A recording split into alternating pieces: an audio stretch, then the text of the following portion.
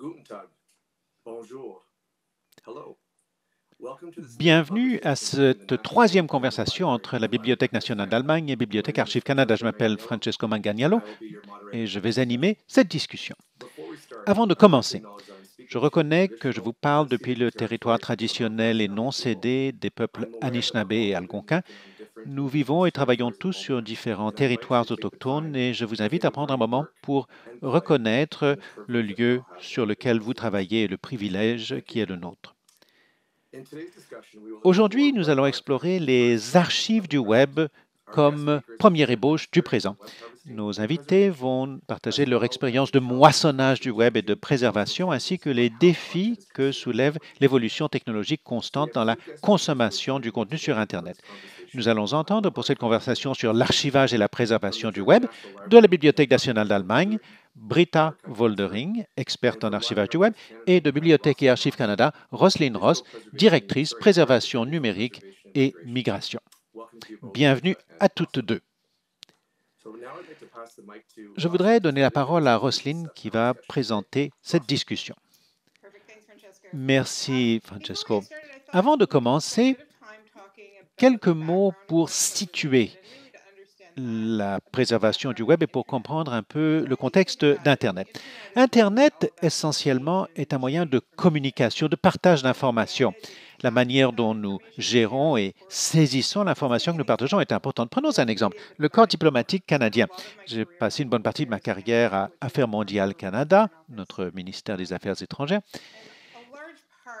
La diplomatie consiste en large part à communiquer des missions au siège du ministère et inversement. Songeons cela dans le contexte du temps. Un ambassadeur aujourd'hui est en contact immédiat, instantané avec Ottawa. Même en cas de catastrophe, il existe des moyens de communication. En revanche, un diplomate, jusqu'à la fin du 19e, au début du 20e siècle, aurait expédié des dépêches par navire, ce qui aurait pu prendre des semaines, voire des mois, pour communiquer avec le ministère. Au début des années 20, des compagnies aériennes commerciales livraient le courrier au Canada, mais pas à l'étranger. Les messages importants pouvaient être transmis par télégramme. Le premier câble télégraphique transatlantique a été posé en 1858. Les télégrammes diplomatiques étaient des messages courts et succincts qui exigeaient souvent un suivi par valise diplomatique pour donner un complément d'information. En fait, dans les années 70, il existait une équipe de courriers diplomatiques qui voyageait par les avions commerciaux, par les lignes aériennes pour livrer les valises diplomatiques. Nous les appelions les communicateurs. Dans les années 60, les établissements d'enseignement et les gouvernements continuaient à faire évoluer les moyens de transmettre les données. En 50 ans, nous sommes passés des systèmes de communication diplomatique des années 70 à l'Internet et à l'Internet des objets que nous connaissons aujourd'hui. Internet tel que nous le connaissons relie le monde comme jamais auparavant, mais il évolue rapidement. Ce qui est là aujourd'hui peut être disparu demain. Ce qui est présent ce matin peut être disparu cet après-midi. Et c'est là la préservation numérique des ressources du Web entre en jeu. Pour m'exprimer au niveau personnel, songez à Instagram. Je conserve beaucoup de mes souvenirs les plus chers sur mon compte Instagram. Des photos qui sont retenues sont en général mes préférées, celles qui me rappellent les meilleurs souvenirs de mon existence. Mais je ne possède pas cet espace. Il s'agit d'un service que j'utilise gratuitement. Alors, je ne contrôle pas la suppression des photos par Instagram. Bon, je ne veux pas m'en prendre à Instagram. Il y a beaucoup de fournisseurs dont nous utilisons les applications, mais songez-y dans le contexte de la préservation. Si ces photos sont vraiment importantes pour moi, est-ce que je les ai sauvegardées quelque part d'autre? Est-ce que j'ai pris des captures d'écran? Est-ce que je les ai préservées, en un mot? Et je crois que si vous êtes comme la plupart d'entre nous, vous avez peut-être des questions à vous poser. J'ai une amie qui a logé toutes les photos de son dernier enfant sur Internet. Elle ne les a jamais imprimées, sauf une ou deux, mais la plupart sont sur Instagram ou Facebook. Et encore une fois, je ne m'en prends pas à Instagram, je ne veux pas distinguer Instagram ou Facebook. Donc, ce que nous voyons sur le web aujourd'hui n'est pas nécessairement présent demain, et il s'agit de s'assurer que nous saisissons au moins un instantané de ce qui se passe sur Internet, car il s'agit d'un élément tellement important dans nos communications. Merci, Roselyne, pour cet aperçu rapide mais complet de l'évolution des communications et de l'information. Et merci pour cette anecdote personnelle. Je pense que nous pouvons tous comprendre ce dont vous parlez lorsqu'il s'agit de confier des informations au web. Je voudrais à présent donner la parole à Britta de la Bibliothèque nationale d'Allemagne. Pourquoi archiver le web? On affirme que le web n'oublie jamais, mais en revanche, les sites web sont constamment remaniés, supprimés, complétés. Alors le web oublie continuellement. Ce qui est oublié et ce qui demeure à jamais sur le web échappe au contrôle de quiconque. On ne sait jamais quelle version, quelle partie du site web continue d'exister dans un autre lieu, même si l'original a été modifié ou supprimé. Pour cette raison, il est important pour un pays d'archiver les éléments du web qui sont considérés comme étant importants à titre de patrimoine culturel. Nous avons un exemple dans notre archive web à la Bibliothèque nationale d'Allemagne qui montre à quel point l'archivage du web est important. En Allemagne a paru une édition allemande du Financial Times qui s'appelait Financial Times Deutschland. Or, l'éditeur a décidé en 2012 de supprimer le journal et sa présence en ligne. Nous en avons eu vent, nous avons contacté l'éditeur et nous sommes parvenus avec des robots à archiver le site web au complet, y compris son archive en ligne, avant qu'elle ne fût supprimée. Il existe des exemples dans d'autres pays également. En 2013, le Parti conservateur au Royaume-Uni a supprimé une décennie de discours politiques de son site web. Ou en 2016, la BBC a supprimé son site de recettes, éliminant 11 000 recettes antérieurement dans le domaine public. Il s'agit de quelques exemples seulement de différents aspects de notre vie qui montrent ce que nous pourrions oublier s'il n'y avait pas d'archivage du web. Les deux exemples britanniques ont été rescapés par l'Internet. Merci, Britta, encore une fois, pour ces exemples de l'impact d'Internet sur la vie. Il est difficile d'imaginer de perdre quelque chose que nous avons jusque-là à portée de main. Roselyne, pourriez-vous nous parler de l'expérience de Bibliothèque et Archives Canada en matière de préservation du web? Volontiers. Un peu de contexte sur le programme de moissonnage et de préservation du web à Bibliothèque et Archives Canada. Nous avons un programme qui est parvenu à un stade avancé de maturité. Notre programme d'archivage du web a été créé vers 2003. J'entrerai dans le détail de la chronologie dans un instant. Notre programme d'archivage web et des médias sociaux met en jeu une équipe multidisciplinaire. J'ai une équipe d'archivistes numériques, de bibliothécaires numériques et de techniciens qui collaborent avec des parties prenantes internes et externes pour développer l'archive web de BAC. BAC collabore avec d'autres institutions mémorielles afin de préserver le web historique pour les chercheurs d'aujourd'hui et de demain. Nous sommes alignés sur les pratiques internationales et nous sommes un membre actif et fondateur du International Internet Preservation Consortium ou IIPC. En 2003, BAC, Internet Archive et 12 autres institutions ont fondé l'IIPC. En 2005, le gouvernement du Canada a créé une archive web, l'AWGC, l'archive du web du gouvernement du Canada. Il s'agissait d'une infrastructure interne à BAC qui utilisait un logiciel de source ouverte qui s'appelle Eritrix. C'est là où nous avons commencé notre programme de moissonnage du web. Nous avons commencé à recueillir des ressources du web. En 2007, nous avons lancé officiellement la WGC dans le nuagique Azure, où nous sommes restés jusqu'en 2020. L'infrastructure de soutien était interne. Entre 2008 et 2013, nous avons cessé la plupart des opérations de moissonnage du web qui étaient considérées discrétionnaires à l'époque.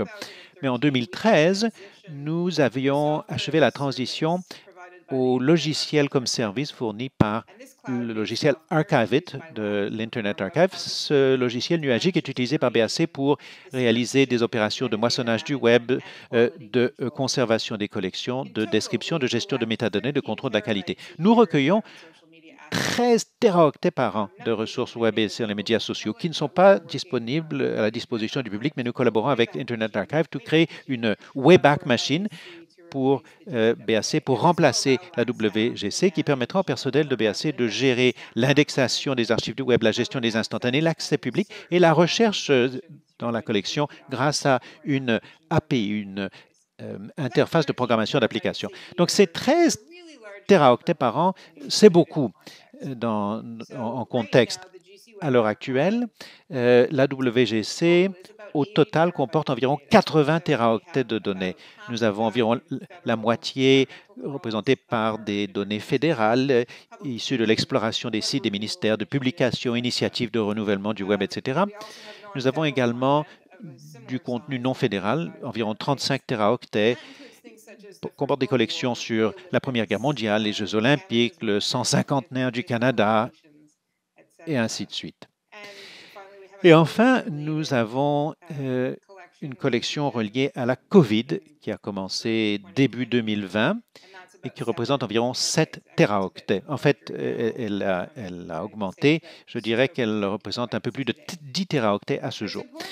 Mais il faut se rappeler que même avec cette technologie exceptionnelle, la technologie a des limites et nous impose des contraintes. Donc, nous ne pouvons pas tout enregistrer.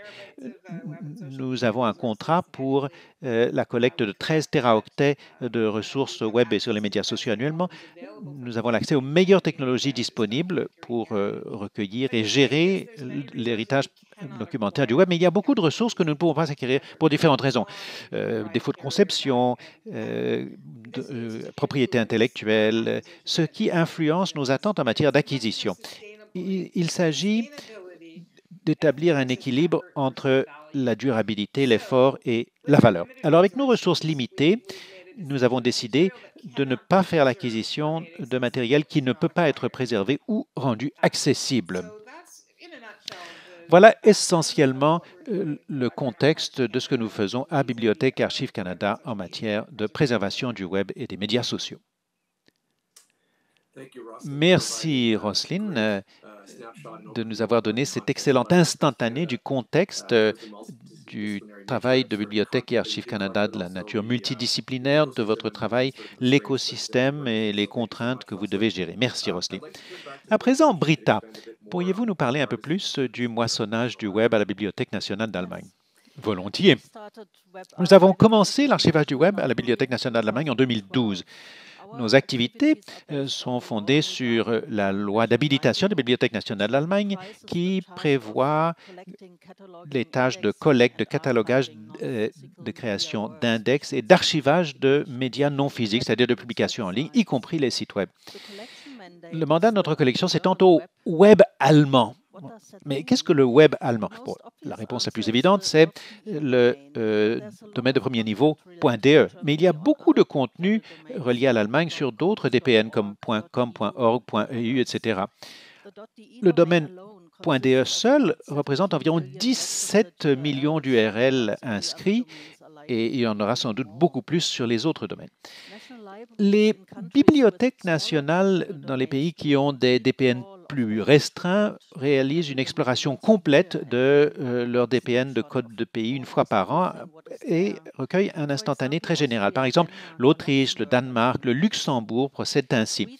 Nous avons réalisé une exploration expérimentale du domaine.de une seule fois en 2014 pour voir où cela nous mènerait. Après 120 téraoctets, nous avons arrêté les frais et décidé que ces explorations complètes ne sont pas la bonne méthode pour nous et que nous devrions nous concentrer sur un moissonnage sélectif. C'est-à-dire que les bibliothécaires sélectionnent les sites web qui doivent être archivés intellectuellement. Le contenu est choisi par thème ou par institution, par exemple les institutions fédérales, les organisations culturelles, et les sites web sont explorés 2 fois par an par défaut. Il y a également une sélection basée sur les événements, des événements prévus comme les élections, les manifestations sportives, les anniversaires, ainsi que des événements imprévus comme la pandémie de coronavirus ou des catastrophes naturelles ou des attaques terroristes comme le 11 septembre. Pour ces événements, on sélectionne une vaste gamme de sites web qui sont explorés fréquemment, parfois chaque jour. Comme nous ne pouvons tout archiver sur le web qui est relié à l'Allemagne, nous devons sélectionner, réaliser des instantanés. Notre principe directeur, une diversité exemplaire du présent allemand sur le web. C'est-à-dire que nous tâchons de recueillir une large gamme de sites web avec une représentation vaste de notre société dans notre collection. Par exemple, dans notre collection sur la COVID-19, nous avons des sites web qui recèlent des déclarations officielles du gouvernement et des autorités sanitaires, ainsi que des pages d'information, des initiatives de quartier et même des coronasceptiques. Alors, comment procédons-nous au moissonnage du web à la Bibliothèque nationale d'Allemagne? Nous collaborons avec un fournisseur. Les archivistes utilisent un outil spécial pour insérer les URL sélectionnées, quelques métadonnées et pour régler les paramètres d'exploration, par exemple la fréquence avec laquelle le site doit être exploré. Notre fournisseur utilise ses propres robots pour moissonner les pages web. Après vérification de la qualité, les données sont stockées sur ses propres serveurs. Les métadonnées des sites web archivés sont intégrées automatiquement dans le catalogue de la Bibliothèque nationale d'Allemagne. Les utilisateurs peuvent accéder à l'archive web soit par recherche sur catalogue, soit par recherche en utilisant une interface. Toutefois, l'accès à l'archive du web n'est possible que dans les salles de lecture de la Bibliothèque nationale d'Allemagne et de quelques bibliothèques partenaires à cause de restrictions liées aux droits d'auteur. Enfin, la préservation à long terme de l'archive du web est réalisée dans un répertoire distinct à notre Bibliothèque nationale. Merci, Britta, de nous avoir exposé votre expérience à la Bibliothèque nationale d'Allemagne. Beaucoup de ressemblances avec ce que nous a dit Roselyne, le volume d'informations, la nécessité de suivre l'évolution du rythme et des sujets. Dans cette discussion sur les archives du web première ébauche du présent, avez évoqué les défis que doivent relever les institutions nationales dans la conservation des archives du web afin d'assurer que celles-ci sont pertinentes, accessibles et utiles pour les chercheurs futurs. Britta, pourriez-vous nous dire comment la Bibliothèque nationale d'Allemagne aborde l'archivage du web compte tenu des événements et des thèmes actuels qu'elle souhaite préserver pour l'avenir? Oui, il s'agit d'un défi, car enfin, presque tout ce qui se passe dans l'actualité pourrait intéresser des chercheurs futurs, même des choses qui nous paraissent banales aujourd'hui. Les thèmes ou les événements actuels peuvent devenir des thèmes à archiver. Les sujets chauds dans les médias sociaux peuvent nous indiquer que quelque chose vaut la peine d'être collecté. C'est la question de l'expérience des archivistes. Comme je l'ai dit auparavant, à la Bibliothèque nationale d'Allemagne, nous nous basons sur le principe de la diversité exemplaire. Lorsque nous décidons que nous allons nous intéresser à un thème, nous tâchons de recueillir différents aspects et points de vue. Nous sommes sur le point de réaliser un projet dans lequel nous allons explorer s'il est possible d'automatiser le processus de sélection et si oui, comment, par exemple en analysant les actualités en ligne ou les médias sociaux pour déceler les sujets chauds. Il est important de se fonder non seulement sur les quotidiens établis, mais sur une vaste gamme de revues en tout genre. Le présent allemand n'est pas fait uniquement de politique ou d'économie, mais également de tendances dans la culture, la mode, les sports, les modes de vie. Comme je l'ai dit, les sujets chauds sur les médias sociaux peuvent indiquer qu'un thème vaut la peine d'être archivé. Mais puisque les médias sociaux ont pour principe organisateur de susciter l'emballement, nous devons prendre garde à ce que nous analysons. S'agit-il d'une véritable tendance ou d'un avatar des médias sociaux? Nous allons tâcher de démêler ça dans notre projet. Ce serait un grand progrès s'il était possible d'automatiser partiellement la sélection de notre archive web et trouver moyen de recueillir une bonne représentation du présent allemand sur le web. Merci, Britta. C'est intéressant que finalement tout se résume aux critères de sélection. dans la préservation de la société. Vous devrez nous dire comment votre projet d'automatisation se déroulera. Roselyne, pourriez-vous nous dire comment Bibliothèque et Archives Canada abordent la préservation du Web? Volontiers. Je me suis dit qu'il serait peut-être intéressant d'approfondir l'une des collections qui est particulièrement pertinente, c'est la collection COVID.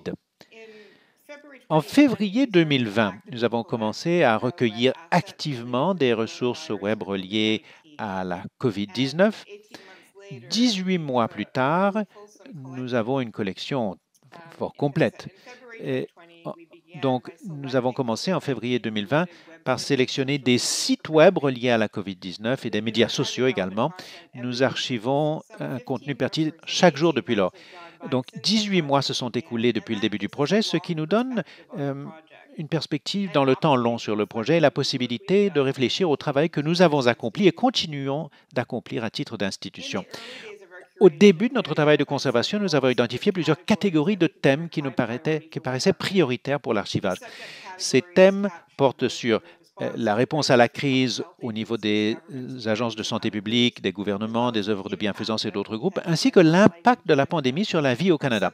Notre liste de thèmes continue de s'allonger au fur et à mesure que la situation de la COVID-19 évolue. Pour passer en revue certains des thèmes, nous nous intéressons dans le cadre de nos décisions de conservation aux affaires et à l'économie, y compris les ressources qui documentent l'impact de la COVID-19 sur les entreprises et les secteurs économiques du Canada, des sites web des grandes et petites entreprises, des informations sur les efforts des industries afin d'empêcher les confinements, l'impact sur la main-d'œuvre et les syndicats et les mesures prises par des associations, des particuliers, des divers organismes, ainsi que la réponse des Premières Nations à la pandémie dans l'ensemble du Canada. Nous avons environ 191 URL dans cette partie de la collection. Bien sûr, cela ne serait pas complet sans un moissonnage des médias d'actualité quotidiens. Nous avons 34 sites web d'actualité de médias que nous explorons quotidiennement pour préserver des milliers d'articles de ces 34 sources qui incluent des médias et des sites web de nouvelles dans les 2 langues officielles ainsi que dans les langues autochtones. Au niveau des gouvernements fédéraux, provinciaux et territoriaux, nous surveillons l'information que les gouvernements diffusent reliée à la santé publique, aux restrictions, au confinement, aux services gouvernementaux pendant la COVID, ainsi que des programmes reliés à la pandémie. Nous avons également abordé la religion, l'impact de la COVID sur les communautés religieuses, les rites, les cultes, le passage aux services religieux sur Zoom à distance et ainsi de suite. Nous avons également créé une collection sur les familles et l'éducation. Que disaient les commissions et conseils scolaires relatifs à l'annulation des cours, à l'apprentissage à domicile, les ressources à l'intention des parents et des élèves, des sites web des organisations reliées au bien-être des enfants et des jeunes. Une autre collection, les arts et la culture. L'impact de la COVID sur les artistes du spectacle, les galeries, les musées, et reprenant l'émergence des expositions et représentations en ligne. Ensuite, les œuvres de bienfaisance et à but non lucratif, les sports. Les Jeux olympiques, par exemple, ont été différés d'1 an. Les Jeux olympiques suscitent généralement une collection que nous archivons. Donc, nous avons recueilli beaucoup d'informations sur ce report. Bien sûr, nous nous intéressons aux sciences de la santé et aux publications universitaires en matière de recherche, notamment médicale. Sur les médias sociaux, nous sommes intéressés à des mots dièses spécifiques COVID au Canada, COVID-19 au Canada, confinement. Nous avons recueilli une collection de gazouillis. Aujourd'hui, nous avons recueilli plus d'1 million de gazouillis. Plus récemment, en 2021, nous avons commencé à nous intéresser aux autorités de santé publique régionales et municipales, aux campagnes de vaccination, et nous avons documenté les efforts communautaires afin d'aider les Canadiens à trouver des vaccins. Il y a également certains thèmes sociaux qui ont surgi pendant la COVID et que nous essayons également de retracer. Black Lives Matter, les efforts de défense des autochtones et le racisme anti-asiatique. C'est là où les efforts de notre équipe interdisciplinaire sont tellement importants. Tous les membres de l'équipe collaborent afin de déterminer quelle allure va prendre notre collection, qui est, comme je l'ai dit, très complète. Cela a également été l'occasion pour mon équipe de montrer ce que notre programme était capable de faire. Voilà ce que nous faisons dans une collection spécifique et nous en avons plusieurs autres. Merci beaucoup, Roselyne. Vous avez évoqué les critères de sélection et tous les thèmes reliés à l'impact de la pandémie. Cela reflète bien la réalité au jour le jour. Et merci d'avoir ajouté cette touche humaine au niveau de l'impact sur nos archives de préservation du web. Lorsque vous tâchez de documenter un événement sans précédent comme la pandémie. Nous ne serions pas ici dans ce format sans la pandémie. Nous devons d'évoquer les conséquences de cet événement sur nos institutions nationales. Alors, il y a eu bien sûr des occasions à saisir, des défis imprévus à gérer. Britta, au niveau de la Bibliothèque nationale à Lagne, pourriez-vous nous dire comment cette pandémie a perturbé ou affecté vos activités de moissonnage du web? Eh bien, en toute honnêteté, la pandémie n'a pas perturbé nos activités d'archivage du web, puisqu'elles sont réalisées en ligne. Ce n'était pas un problème, même en pleine pandémie. Mais on pourrait soutenir que dans une situation comme la pandémie, les usagers de la bibliothèque devraient avoir un accès à distance aux ressources numériques de la bibliothèque, mais avec quelques exceptions seulement. Par exemple, l'Internet Archive aux États-Unis, l'accès aux archives web est limité aux salles de lecture des bibliothèques nationales et de quelques bibliothèques partenaires, et la pandémie n'a pas changé cela, malheureusement. Ce n'est pas facile à expliquer aux usagers. Alors expliquer que la version archivée de ressources qui étaient en ligne et accessibles dans le monde entier n'est accessible que localement. Cela est attribuable à la loi sur le droit d'auteur et ça ne peut pas être changé facilement par les bibliothèques. Bon, je vous donne un exemple très simple. Si le propriétaire d'un site web publie des photos d'agence sur son site web, il doit décider combien longtemps elles seront en ligne et doit payer des frais de licence pour les photos visées par le droit d'auteur. Lorsque le site web est archivé, les photos sont utilisées pour cet instantané et sont capturées définitivement et pas pendant les quelques mois pour lesquels elles ont été payées. Il s'agit d'un problème de droit d'auteur que la loi résout en permettant à quelques bibliothèques et archives de réaliser des copies de sites web contenant un matériel visé par le droit d'auteur et de l'archiver. Le compromis, c'est que le site web n'est pas diffusé en ligne, mais est disponible seulement avec un accès limité aux salles de lecture. Et, comme je l'ai dit, la pandémie n'a pas changé cela. Merci, Britta, de nous avoir expliqué le cadre et l'écosystème. Il est difficile parfois de se rappeler qu'il y a des choses qui existaient avant la pandémie. Et même si la pandémie n'a pas tout changé, elle a amplifié certains éléments dans votre écosystème. Roselyne, vous avez déjà évoqué la collection, l'impact sur la collection et les activités de collecte de Bibliothèque et Archives Canada. Pourriez-vous nous dire quels ont été les impacts de la pandémie sur votre travail? Je crois que nous étions tous dans la même situation au début de la pandémie. Il s'agissait d'adapter notre vie personnelle et professionnelle et d'envisager les moyens de collaborer à l'avenir. C'est tellement important de nous rappeler que nous venons de vivre 18 mois très longs et ce n'est pas fini. Mais nous avons trouvé de nouveaux moyens extraordinaires de collaborer. Ça, c'est formidable. Nos partenariats, nos collaborations à l'échelle internationale sont critiques pour nous aider.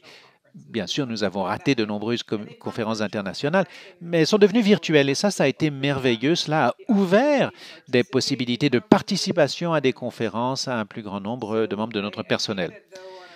Au niveau personnel, professionnel, nous avons dû relever beaucoup de défis, mais saisi beaucoup d'occasions. Merci, Roselyne. Ce serait bien de nous voir en personne, mais virtuellement, nous pouvons communiquer de façon flexible, adaptable, et ce, cela témoigne de la collaboration qui existait avant la pandémie et qui a été renforcée pendant cet événement mondial. C'est intéressant également à un niveau personnel et au niveau institutionnel, l'analogie de la tempête et des bateaux. Nous sommes tous dans la même tempête, mais à bord de bateaux différents. En vous entendant parler, je me suis rappelé une phrase de Marshall McLuhan qui est peut-être plus pertinente aujourd'hui qu'elle ne l'était il y a 40 ou 50 ans. Nous devenons ce que nous regardons. Nous créons nos outils et puis nos outils nous influencent. Vous avez expliqué comment Internet est un outil en constante évolution et que les plateformes d'aujourd'hui, riches en contenu, en médias, les médias sociaux notamment, diffèrent considérablement des textes d'autrefois.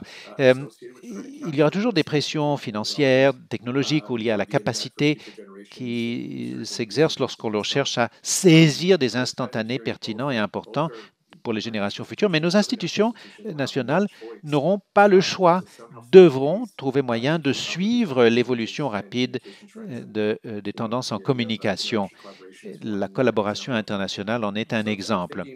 Alors, la question est peut-être, je vous mets peut-être sur la sellette, mais si vous pouviez vous projeter en avant dans 20, 50, 100 ans, si vous aviez une boule de cristal, Britta, comment, selon vous, nos institutions nationales s'y prendront dans l'avenir pour archiver le web et qui seront les usagers futurs de ce contenu archivé que vous essayez de préserver? Il est difficile de prévoir à quoi ressemblera le web dans 5 ans, sans parler de 20 ou de 50 ans. L'idée originale du web, librement accessible à tous, évolue. Il y a de plus en plus de contenu qui est détenu dans des applis qui sont comme des jardins entourés de murs. Par exemple, avant l'essor des médias sociaux, les petites entreprises, les restaurants, les clubs, les organisations avaient leur propre petit site web. Depuis lors, la création d'un compte sur les médias sociaux et la création d'une présence en ligne sur ceux-ci est beaucoup plus facile que la création d'un site web. Donc, beaucoup de contenu a été transféré sur les médias sociaux. Du point de vue de l'archivage, les médias sociaux sont beaucoup plus difficiles d'accès. Et je pense que ce cloisonnement du web, en chasse gardée, si vous voulez, régi par les règlements d'entreprises privées, cela va continuer. Une tâche constante pour les institutions mémorielles et patrimoniales consistera à évaluer et décider quels éléments du contenu du web peut être considéré comme un patrimoine culturel et quels sont les éléments qui représentent autre chose. Et je crois que la masse continuera de représenter un problème. Il y aura même une explosion, je pense. Donc, les critères de sélection continueront de représenter une question clé. Merci beaucoup, Britta. C'est conforme à ce que nous disions depuis le début, l'importance des critères de sélection. Mais ce qui est intéressant, c'est l'importance donc de ce processus qui ne sera pas statique, qui ne sera pas linéaire. Il faudra une évaluation, une réévaluation constante pour s'assurer que les institutions demeurent pertinentes. Alors, donc, je vous remercie. Roselyne, si vous aviez une boule de cristal, est-ce que vous pourriez nous dire, selon vous, en quoi consiste l'avenir du web? Volontiers. C'est intéressant que vous ayez choisi cette phrase de Marshall McLuhan, car je réfléchis moi aussi à Marshall McLuhan. Je songe à sa phrase selon laquelle donc, le médium est le message. Les données sont l'élément important. En 2011, j'assistais à une conférence. Nous parlions de la gestion des appareils mobiles. C'était le début des tablettes. Nous tâchions de voir comment nous pourrions sécuriser les données sur ces appareils.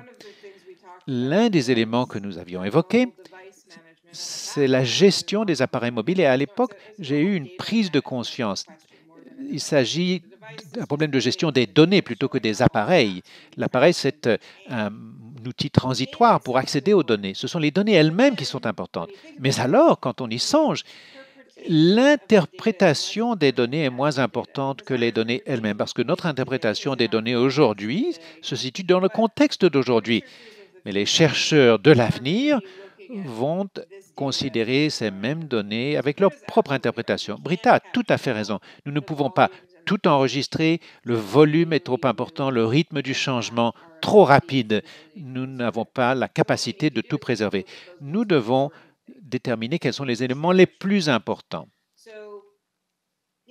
Donc, dans un monde à l'évolution si rapide, nous allons devoir prendre des décisions de plus en plus difficiles. En revanche, les technologies vont sans doute s'améliorer et nous aider à soutenir notre travail. Je dirais toutefois, en passant, que si j'avais une boule de cristal, je crois que je ne pourrais même pas prévoir sur 2 ans. Ces chasses gardées existent bel et bien, nous ne pouvons pas recueillir l'information qu'elles recèlent, mais Internet lui-même, les appareils mobiles, les personnes de l'avenir vont se promener avec leurs iPhones ou autres appareils. Ils ne sauront même pas ce que nous ferons. Cela leur paraîtra aussi étrange que cela nous paraît aujourd'hui de nous remémorer euh, ce que faisaient nos ancêtres des années 1950, ce qui finalement n'est pas de si longtemps, qui portaient des vêtements qui nous paraissent aujourd'hui tout à fait dépassés. Dans 50 ans, les gens nous regarderont avec nos appareils constamment à la main et se demanderont ce que nous faisions. Tout ce que nous pouvons faire, c'est de continuer d'être agiles, de collaborer et de trouver le meilleur chemin pour l'avenir.